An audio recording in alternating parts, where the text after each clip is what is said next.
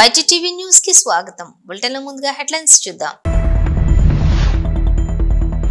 Congress party CLP సమావేశంలో 10 మంది ఎమ్మెల్యేలు డుమ్మా, పార్టీ మారిన 10 మంది గైర్హాజరు. సర్పంచ్ ఎంపీటీసీ ఎన్నికలు, రాష్ట్ర ఎన్నికల సంఘం కీలక అప్డేట్. త్వరలో జిల్లా కలెక్టర్లతో సమావేశం. ఏపీ సీఎం చంద్రబాబుపై జగన్ ఆగ్రహం, బాబు ష్యూరిటీ మోసం గ్యారంటీ అని ఎద్దేవా. అప్పుల్లో కూటమి ప్రభుత్వం రికార్డ్. ఏపీ మహిళల కోసం ఉపాసన కీలక నిర్ణయం, తన తాత పుట్టినరోజు నాడే కీలక ప్రకటన. పిఠాపురం నియోజకవర్గం నుంచే ప్రారంభం. కాంగ్రెస్ పార్టీ సిఎల్పి సమావేశానికి ఆ ఎమ్మెల్యేలు డుమ్మా. కారణం అదేనా? తెలంగాణ ముఖ్యమంత్రి రేవంత్ రెడ్డి అధ్యక్షతన జరుగుతున్న సిఎల్పి సమావేశం కొనసాగుతోంది. హైదరాబాద్ లోని మర్రి చెన్నారెడ్డి మానవ వనరుల అభివృద్ధి కేంద్రంలో సమావేశం జరుగుతూ ఉండగా బీసీ కులగణన, ఎస్సీ వర్గీకరణ, స్థానిక సంస్థల ఎన్నికల్లో కార్యాచరణపై చర్చిస్తున్నారు. సమావేశానికి 64 మంది కాంగ్రెస్ ఎమ్మెల్యేలు హాజరయ్యారు. బీసీ కులగణన, ఎస్సీ వర్గీకరణ రెండూ కూడా చారిత్రాత్మక నిర్ణయాలని, వాటిని ప్రజల్లోకి తీసుకెళ్లాలని సీఎం రేవంత్ రెడ్డి ఆదేశించారు. ఆ రెండు భారీ బహిరంగ సభలు పెట్టాలని నిర్ణయించారు.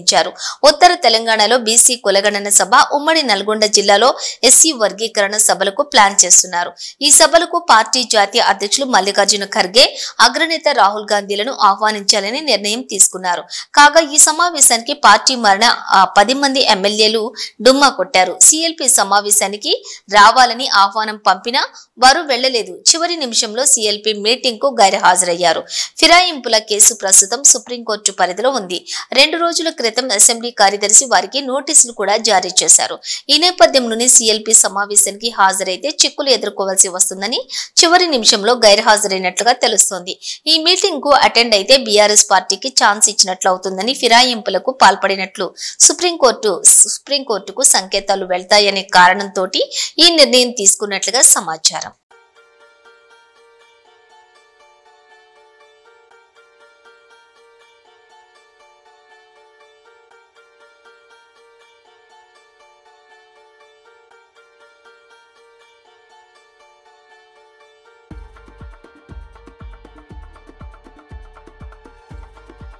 సర్పంచ్ ఎంపీటీసీ ఎలక్షన్స్, రాష్ట్ర ఎన్నికల సంఘం కీలక అప్డేట్. త్వరలోనే తెలంగాణలో స్థానిక సంస్థల ఎన్నికల ఫీవర్ మొదలైంది. గ్రామాల్లో సర్పంచ్ ఎంపీటీసీ ఎన్నికలపై జోరుగా చర్చలు జరుగుతున్నాయి.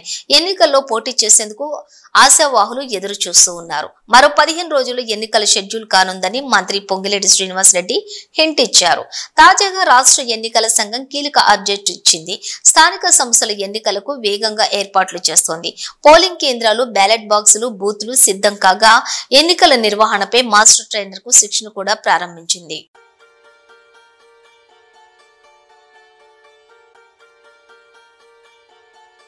ఎన్నికలప్పుడు నేను మొత్తుకున్నా వినలేదు, పొరపాటు పడ్డారు, ఆ డబ్బులెక్కడ? వైఎస్ జగన్ బాబు ష్యూరిటీ భవిష్యత్ గ్యారంటీ కాస్త 9 నెలల తర్వాత బాబు ష్యూరిటీ మోసం గ్యారంటీగా మారిందని ఎద్దేవా చేశారు.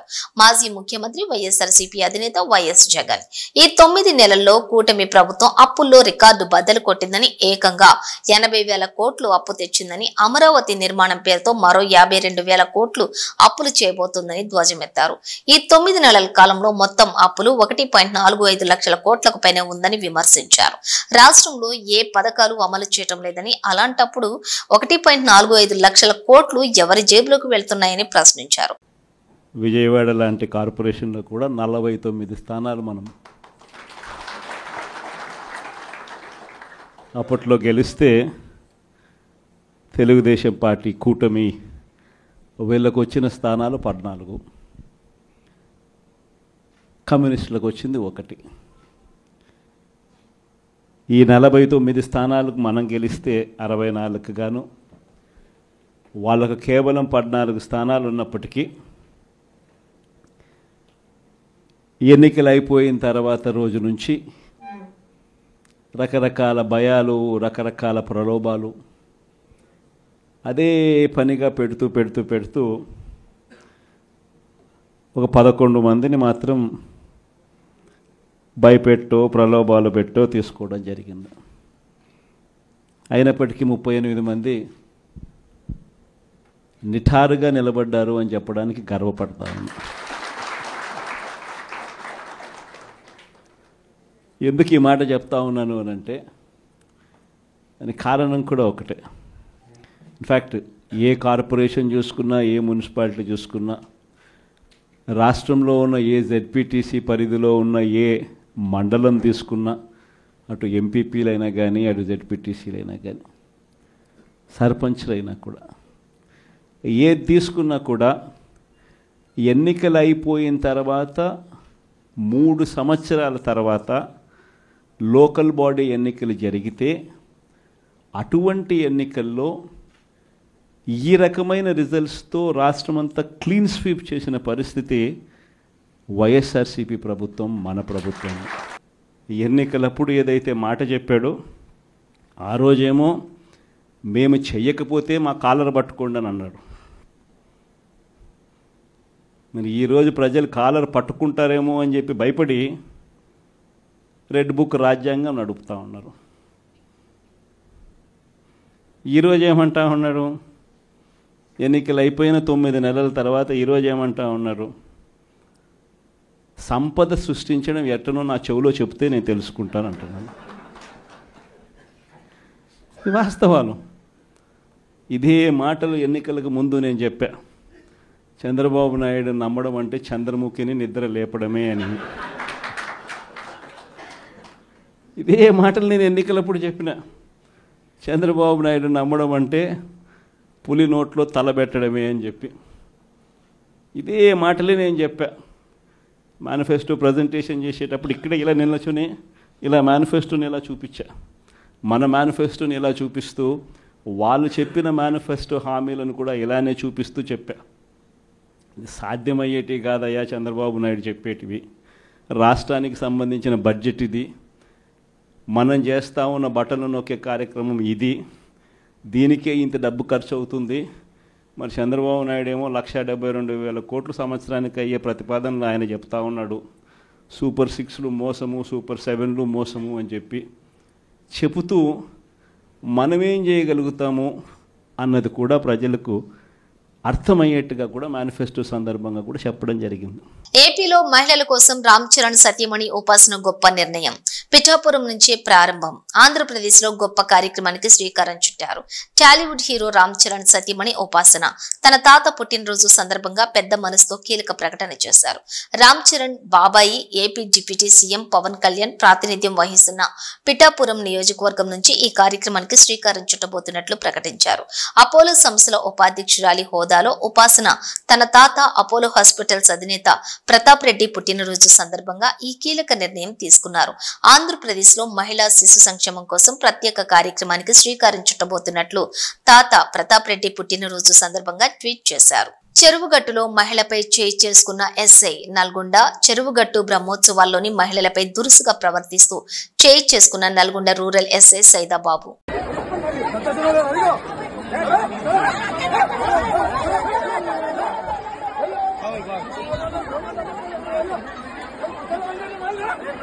నారా చంద్రబాబు నాయుడు హామీ ఇచ్చిన విధంగా గీత వృత్తిదారులకు మద్యం దుకాణాల్లో 20% వాటా ఇచ్చి తీరాలి. గీత కార్మికులకు ఎక్స్గ్రేషియా పెంచి ఇచ్చింది వైఎస్ జగన్.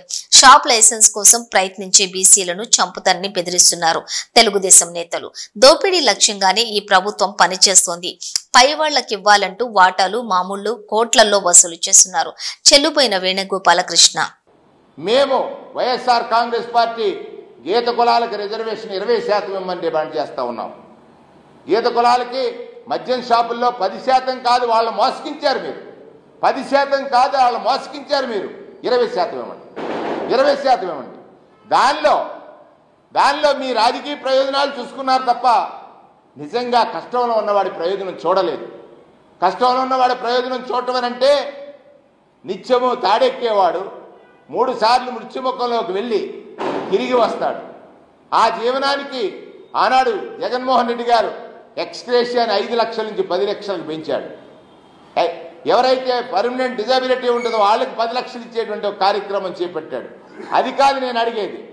ఇవాళ అది జరుగుతున్నా జగన్మోహన్ రెడ్డి గారు ఒక మంచి పని చేశాడు, మంచి అని చెప్తాం. మీరు చేయండి.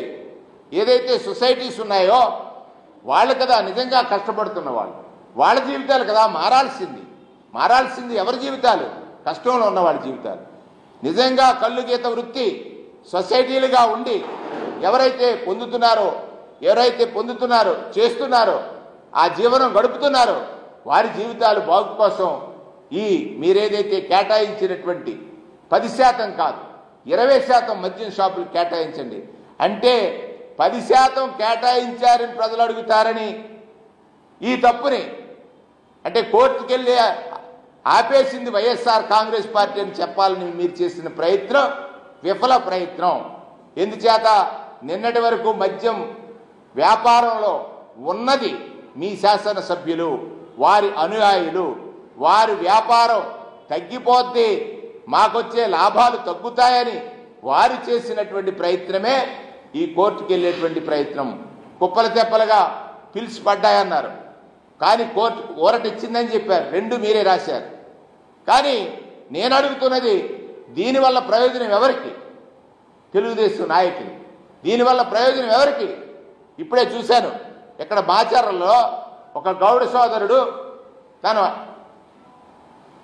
లైసెన్స్ కోసం వెళ్తా ఉంటే అక్కడ శ్రీనివాసరెడ్డి గారని ఒక ఆయన తెలుగుదేశం నాయకుడు ఏ విధంగా దుర్భాషలాడి అతని పట్ల చంపుతామనేటువంటి ఒక మాట చెప్పాడో ఇప్పుడే టీవీలో చూస్తున్నాం.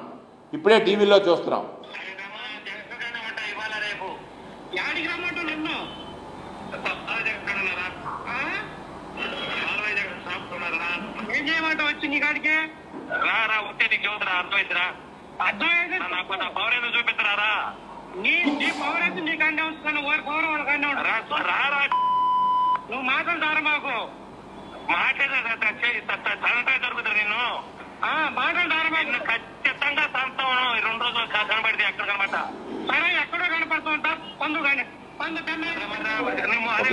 జంక్షన్ కాడికి రారా ఎమ్మెల్యే గారికి పాపా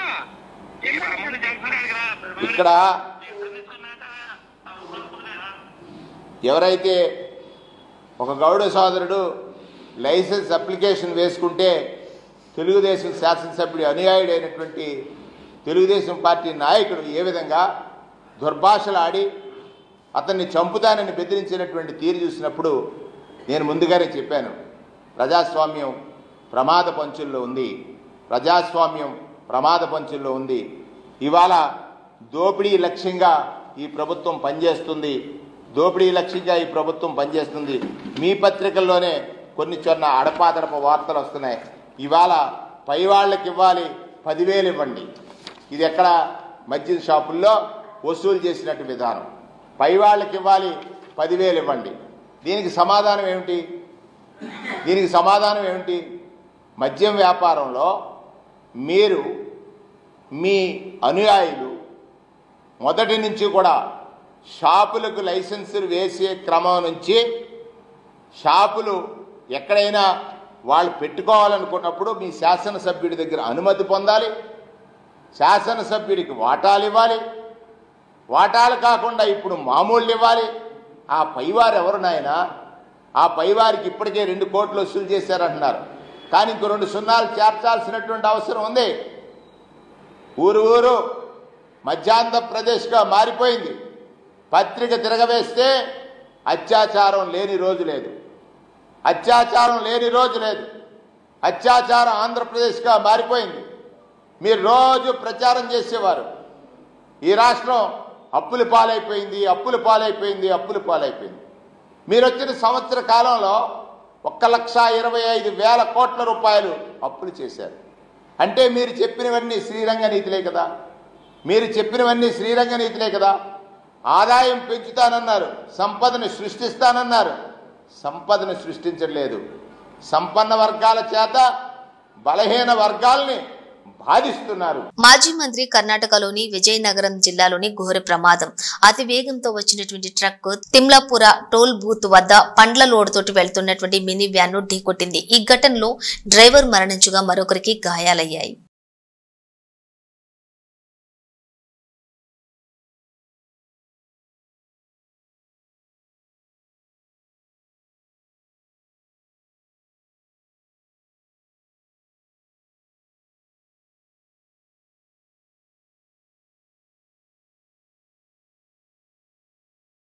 డంపింగ్ యార్డు ఏర్పాటు ఎపిసోడ్ పతాక స్థాయికి చేరింది. తమ గ్రామంలో చెత్త డంపింగ్ యార్డు పెట్టే ఆలోచన ఉపసంహరించుకోవాలంటూ గ్రామస్తులు సెల్ టవర్కి ఆందోళనకు దిగారు. మరోవైపు అఖిలపక్ష నేతలు బంద్కు పిలుపునిచ్చారు. సంగారెడ్డి జిల్లా పటాన్చేరు నియోజకవర్గంలోని గుమ్మడిదల మండలం ప్యారానగర్లో చెత్త డంపింగ్ యార్డు పెట్టడాన్ని వ్యతిరేకిస్తూ నల్లవల్ల గ్రామంలోని స్థానికులు ఆందోళనకు దిగారు. కొందరు గ్రామ యువకులు సెల్ టవర్కి నిరసన తెలిపారు. అటవీ ప్రాంతంలో డంప్ యార్డు వద్దంటూ నినాదాలు చేస్తున్నారు. ఇప్పటికే డంప్ యార్డుకు వ్యతిరేకంగా గుమ్మడిదలలో బంద్కు అఖిలపక్ష నాయకులు పిలుపునిచ్చారు. హైదరాబాద్ చుట్టుపక్కల ప్రాంతాల్లో చెత్తను తమ గ్రామాల సమీపంలో వేసేందుకు డంపింగ్ యార్డును పెడితే సహించేది లేదంటూ గ్రామస్తులు తేల్చి చెప్పారు. ఈ వ్యవహారంపై 2 రోజుల నుండి వివిధ పార్టీల నాయకులు, కార్యకర్తలు, గ్రామస్తులు పెద్ద ఎత్తున ఆందోళనలు, నిరసన కార్యక్రమాలను చేపట్టడంతో గ్రామ యువకులు కూడా కదిలి వచ్చి సెల్ టవర్ ఎక్కి డంపింగ్ యార్డు పెట్టడాన్ని తీవ్రంగా వ్యతిరేకించడంతో అక్కడ వాతావరణం ఉద్రిక్తంగా మారింది. కాగా సెల్ టవర్ ఎక్కని యువకులను గ్రామస్తులు దించేందుకు పోలీసులు రంగంలోకి దిగారు.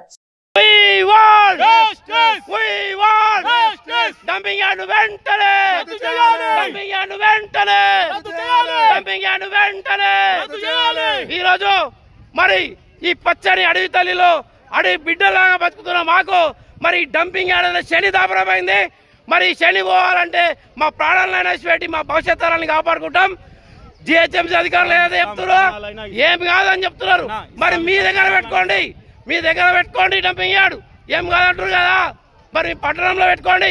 కోకపేటలో ఉన్న భూములను, పనికిరాని భూములను 100 కోట్లకు అమ్ముకుంటున్నారు మీరు ఈరోజు. మరి ఎందుకు డంపింగ్ యార్డు పెడతారా? ప్లేసులు లేవా అంటే మా అడవి బిడ్డల మీద మేము ప్రశాంతంగా బతుకుతున్నాం. ఈడ ఎవరికి ఎంత సంపాదన ఉంటే ఉన్న దానిలో చదువుకొని మా గ్రామంలో వ్యవసాయం చేసుకొని మరి మేము పొట్ట పోషిస్తున్నాం. ఇవాళ మీ కడుపు కూడా నిండుతున్నది. మేమందరం కూరగాయలు పండించి హైదరాబాద్కి ఎక్స్పోర్ట్ చేస్తున్నాం. మరి మా వల్లనే కదా మీరు ఈరోజు బతుకుతుంది. మరి మేము రైతులం, మా వ్యవసాయం ఏమవుతుంది? మేము వ్యవసాయం ఆపేస్తే మరి మీ బతుకులు ఏమవుతాయి? అది కూడా చూసుకోండి. మరి ఇక్కడ ఉన్న తక్కువ భూములు, అందులో మేము చాలా బతుకుతూ మరి ఏదో ఈ చిన్న పల్లెటూరులో బతుకుతున్నాం. కనీసం మా ఈ పల్లెటూరులో కూడా బతకకుండా చేస్తున్నారు మీరు. కాబట్టి ఈ డంపింగ్ యార్డ్ను వెంటనే రద్దు చేయాలని కోరుతున్నాం. మరి ఈ పచ్చని ప్రకృతిని కాపాడాలి. ప్రకృతి ప్రేమికులు లేరా? అటవీ శాఖ అధికారులు ఏం చేస్తున్నారు? రైతు 1 ఇంచు భూమి దున్నుకుంటే వాడిని అష్ట కష్టాలు పెట్టి మరి వాడిని టార్చర్ పెడుతున్నారు. ఏదో ఒక చెట్టు అవసరానికి కొడితే కూడా టార్చర్ పెడుతున్నారు. అలాంటి అధికారులు ఈరోజు 100 ఎకరాల భూమి మీ అడవి మధ్యలోనే ఉంది. మరి మీకు కాలుష్యం అయితే లేదా? రోడ్డు మీద ఒక ప్లాస్టిక్ చెత్త వాడనియరు మీరు. రోజు చెత్త మనుషుల్ని పెట్టి మీ రోడ్డు పక్కన చెత్త ఏరేపిస్తున్న అడవి శాఖ అధికారులు మరి ఈరోజు హైదరాబాద్లో డంపింగ్ యార్డు, ఇంత పెద్ద డంపింగ్ యార్డు 150 ఎకరాలు పడుతుంటే మీరు ఏం చేస్తున్నారు? అడవి శాఖ అధికారులు ఎందుకు నిద్రపోతున్నారు? మీరెందుకు వ్యతిరేకిస్తలేరు? ఇది ప్రభుత్వం మనం వ్యతిరేకించాలి. ఈ డంపింగ్ యార్డును పడకుండా మేము చూస్తామని. ఒకవేళ మీరు ఇట్లానే మొండి వైఖరి చేస్తే మేము మా ముగ్గురి ప్రాణాలను కూడా లెక్క చేయం. మా ఆత్మహత్య కారణం ఈ ప్రభుత్వం అవుతుంది, ఆ జిహెచ్ఎంసీ అధికారులది. మరి డంపింగ్ యార్డ్ ఆపాల్సిన అవసరం ఎంతైనా ఉంది. ఆపాలి.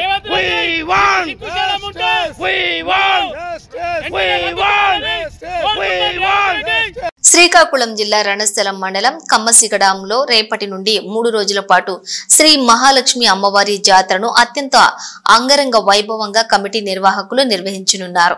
ఈ జాతరకు ఉత్తరాంధ్ర పాటు ఇతర ప్రాంతాల నుండి భారీ సంఖ్యలో భక్తులు వచ్చి అమ్మవారిని దర్శించుకుంటారని ఆలయ కమిటీ సభ్యులు వెల్లడించారు.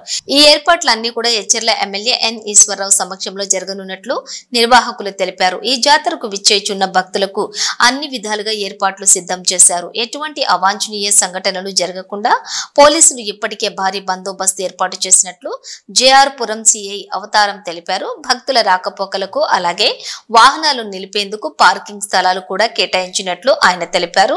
అలాగే ఆకతాయిలకు అరికట్టేందుకు ఇప్పటికే డ్రోన్లతో పర్యవేక్షించనున్నామన్నారు.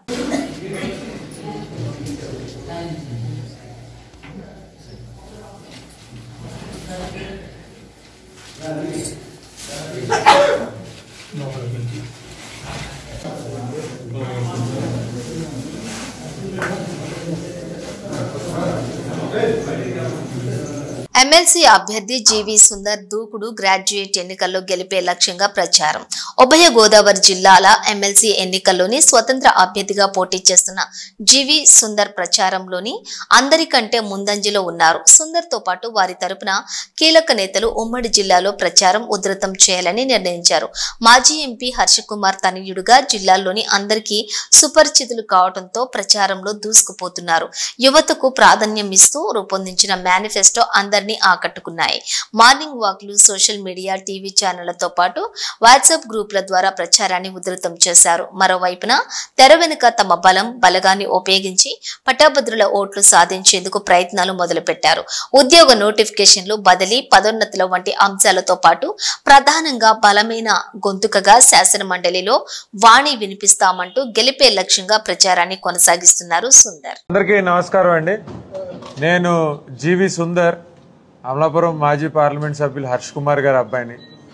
నాన్నగారు చెప్పినట్టుగా ఈస్ట్ వెస్ట్ గోదావరి గ్రాడ్యుయేట్స్ నియోజకవర్గం నుంచి నా ప్రాతినిధ్యం వహించడానికి ఒప్పుకుని మీ అందరి ముందుకి గ్రాడ్యుయేట్ ఎమ్మెల్సీ కంటెస్టెంట్గా వచ్చాను. అయితే నన్ను ఈస్ట్ వెస్ట్ గోదావరి గ్రాడ్యుయేట్ ఎమ్మెల్సీగా నిన్ను పోటీలో నించోబెడతాను అని నాన్నగారు నాకు చెప్పిన తర్వాత నేను ఒకటే ఆలోచించుకున్నాను. నాకు యూజువల్గా ఏ పని చేసినా కానీ కొంత హోంవర్క్ చేసుకోవడం అలవాటు. ఆ హోంవర్క్లో భాగంగా నా ముందు పోటీ చేసి నగ్గిన ముగ్గురు గ్రాడ్యుయేట్ ఎమ్మెల్సీల యొక్క పనితీరు రైట్ టు ఇన్ఫర్మేషన్ యాక్ట్ పెట్టుకుని తీయించుకోవడం జరిగింది. ముగ్గురు అటెండెన్స్ తీసుకున్నాను. వాళ్ళ కౌన్సిల్ అడిగిన క్వశ్చన్స్ కూడా తీసి అందులో వాళ్ళకన్నా మనం బెటర్గా ఎలా పర్ఫామ్ చేయొచ్చు అన్న ఆలోచనలోంచే నా ఈ మేనిఫెస్టో నేను తయారు చేసుకోవడం జరిగింది. ఇందులో నాకన్నా ముందు పనిచేసిన వాళ్ళు ఏ పాయింట్స్ మిస్ అయ్యారు అని చూసుకుంటే కనుక నా ముందు పనిచేసిన వాళ్ళందరూ కూడా అంటే ఒక ఇద్దరిని చెప్తాను. వాళ్ళు అంటే గ్రాడ్యుయేట్ కాన్స్టిట్యున్సీ అనగానే ఎంత ఖర్చు పెడతారు అన్న ఆలోచన వస్తుంది. లేదంటే నా ముందు జస్ట్ 2019లో కమ్యూనిస్ట్ పార్టీ నుంచి ఎన్నికైన ఆయన గ్రాడ్యుయేట్ సమస్యల గురించి తక్కువ మాట్లాడారు, ఎక్కువ ప్రభుత్వ ఉద్యోగస్తుల గురించి మాట్లాడారు. నేను నా దృష్టిలో గ్రాడ్యుయేట్ ఎమ్మెల్సీ అనగానే నిరుద్యోగ సమస్య గురించి మాట్లాడాలి, లేదంటే ఎంప్లాయ్మెంట్ జనరేషన్ గురించి మాట్లాడాలి, లేదంటే గ్రాడ్యుయేట్ అయి బయటకు వస్తున్న పిల్లలు ఎవరైతే ఉన్నారో వాళ్ళ సమస్యల్ని ప్రభుత్వం దృష్టికి తీసుకెళ్లి వాటిని ఎఫెక్టివ్గా రిప్రజెంట్ చేయాలి అన్న ఆలోచనలోంచి నా ఈ మేనిఫెస్టో నేను రెడీ చేసుకోవడం జరిగిందండి. ఇందులో ముఖ్యంగా నేను తీసుకున్న points education, employment, job security, గ్రాడ్యుయేట్స్కి సంబంధించి. ఇందులో మెయిన్ పాయింట్స్ మీకు చెప్తాను. అది ఎంప్లాయ్మెంట్ ఎక్స్చేంజ్ సెంటర్.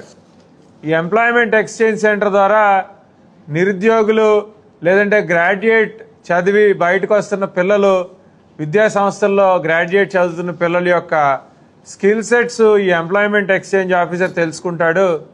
అదేవిధంగా లోకల్గా అవైలబుల్గా ఉన్న పరిశ్రమలు ఏవైతే ఉన్నాయో వాళ్ళ స్కిల్ సెట్స్ కూడా ఈ ఎంప్లాయ్మెంట్ ఎక్స్చేంజ్ ఆఫీసర్ తెలుసుకుని ఈ ఎంప్లాయ్మెంట్ ఎక్స్చేంజ్ ఆఫీస్ ద్వారా ఈ రెండింటిని కనెక్ట్ చేస్తే దీని ద్వారా నిరుద్యోగ సమస్య మనం చాలా వరకు అరికట్టగలమని గట్టిగా నమ్ముతున్నాను. అదేవిధంగా జాబ్ మేళా అని ఒకటి పెడుతున్నాను. ప్రతి పార్లమెంట్ నియోజకవర్గంలో ప్రతి సంవత్సరం మెగా జాబ్ మేళా పెడదాం అనుకుంటున్నాను. అది కూడా ఈ ఎంప్లాయ్మెంట్ ఎక్స్చేంజ్ ఆఫీస్ ద్వారానే. ఎలానంటే ఒక నియోజకవర్గంలో కొంతమంది పిల్లలు ప్లేస్మెంట్ అవుతారు. ప్లేస్మెంట్ అయిన పిల్లల్ని దాటి ఆన్ అండ్ అబవ్ ప్రొడ్యూస్ అవుతున్న గ్రాడ్యుయేట్స్ ఎవరైతే ఉన్నారో వాళ్ళకి సంబంధించిన స్కిల్స్ ఈ ఎంప్లాయ్మెంట్ ఎక్స్చేంజ్ ఆఫీసర్కి తెలిసి ఉంటుంది. కాబట్టి ఏ ఎంఎన్సీ కంపెనీకి ఒక ఈమెయిల్ రాసి నా దగ్గర ఇంతమంది గ్రాడ్యుయేట్స్ రెడీగా ఎంప్లాయబుల్ స్కిల్ సెట్తో రెడీగా ఉన్నారని రాస్తే కనుక తప్పకుండా ఆ ఎంఎన్సీ కంపెనీలు ప్లేస్మెంట్ డ్రైవ్కి వస్తాయి. మన పిల్లలకి మనం మెరుగైన ఉద్యోగాలు, అవకాశాలు కల్పించే పరిస్థితి ఉంటుంది. కాబట్టి అది మెగా జాబ్ మేళా అని చెప్పాను. తర్వాత కాంట్రాక్ట్ ఉద్యోగస్తులకు సంబంధించి జాబ్ సెక్యూరిటీ చాలా ఇంపార్టెంట్. ఎందుకంటే హర్ష్ కుమార్ గారు ఒక గొప్ప నాయకులు, ప్రజానాయకులు. కాబట్టి మా ఇంటికి ఎవరో ఒకరు అన్యాయంగా నా ఉద్యోగం తీస్తానో నాకు జీతం ఇవ్వట్లేదనో ప్రతిసారి ఎవరో ఒకరు వచ్చి అడిగే పరిస్థితి ఉంటుంది. ఆ లెర్నింగ్స్ నుంచి కాంట్రాక్ట్ ఉద్యోగస్తులకు సంబంధించి వాళ్ళకి జాబ్ సెక్యూరిటీ ఇవ్వాలని, వాళ్ళ సర్వీస్ అకౌంటబిలిటీ ఇవ్వాలని, వాళ్ళకి టైమ్లీ పేమెంట్ ఆఫ్ శాలరీస్ ఇవ్వాలని అది కూడా నేను నా మేనిఫెస్టోలో రాశాను. ఇవి బులెటిన్ డీటెయిల్స్. చూస్తూనే ఉండండి న్యూస్.